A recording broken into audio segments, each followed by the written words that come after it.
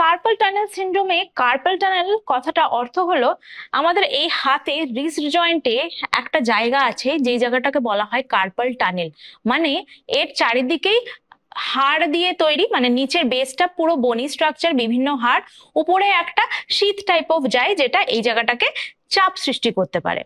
তো এর ভিতর দিয়ে আমাদের একটা নার্ভ যায় যেটাকে বলি আমরা মিডিয়ান নার্ভ। সেটা মোস্টলি আমাদের প্রথম এই তিনটে যে আঙুল দেখছেন, এই ফোর্থ আঙুলের এই হাফ অব্দি, মানে এই টোটাল এই এরিয়াটাকে এটা সাপ্লাই করে।